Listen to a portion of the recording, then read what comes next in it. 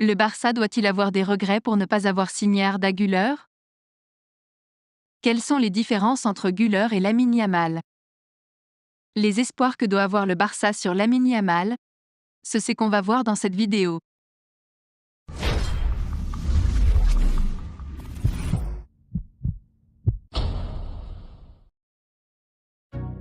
L'école des jeunes du Barça sort chaque année des talents incroyables.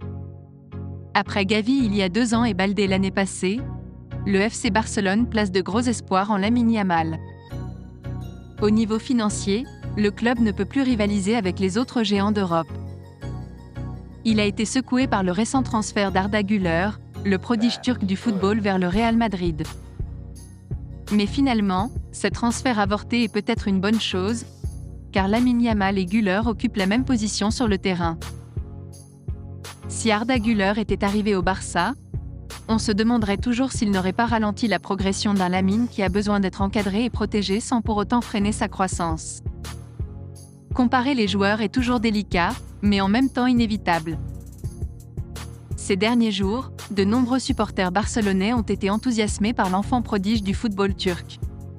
Et ils avaient de bonnes raisons de l'être. Arda est élégant, habile et très accrocheur. Il suffit de regarder les vidéos de ses meilleurs moments pour se rendre compte que ses qualités sont énormes. Maintenant que son avenir est tout tracé, il serait stupide de nier son talent, mais il ne faut pas trop regretter d'avoir perdu un pari sur l'avenir qui comporte de nombreux risques. La première différence entre Arda et Lamine est leur formation. Le meneur de jeu turc a grandi à Fenerbahçe, alors que le joueur né en Espagne a évolué dès l'âge de 7 ans au Barça. Le processus d'adaptation est totalement opposé dans les deux cas. Arda aura besoin d'une période prudente en Liga pour que son football électrique prenne racine ici. Dans le cas de Lamine, ses entraîneurs et ses coéquipiers sont convaincus que son immense talent peut être exploité davantage dans un contexte plus exigeant. Yamal est devenu le plus jeune joueur à faire ses débuts dans l'histoire du championnat espagnol. Bien qu'il soit né en Catalogne, Yamal a des racines africaines. Sa mère est originaire de Guinée équatoriale et son père est marocain. Yamal, qui est décrit comme étant un joueur exceptionnellement doué et fantasque, n'a que 16 ans mais a déjà suscité beaucoup d'excitation parmi les fans du Barça. Contrairement à Güler, qui a été formé par le Fenerbahçe, Yamal a été formé à la Masia, l'académie de jeunes du Barça, depuis l'âge de 7 ans. Cela a permis au jeune ailier de se familiariser avec la philosophie de jeu du Barça et de développer une compréhension approfondie du jeu.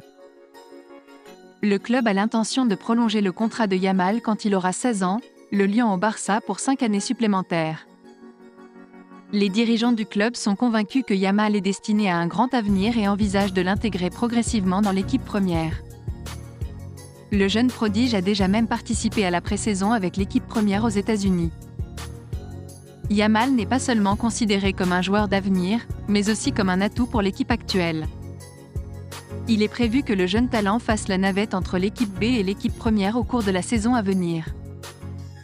Ses compétences techniques et sa vision du jeu sont très appréciées, de même que sa polyvalence sur le terrain, pouvant jouer à la fois sur l'aile droite et comme faux neuf.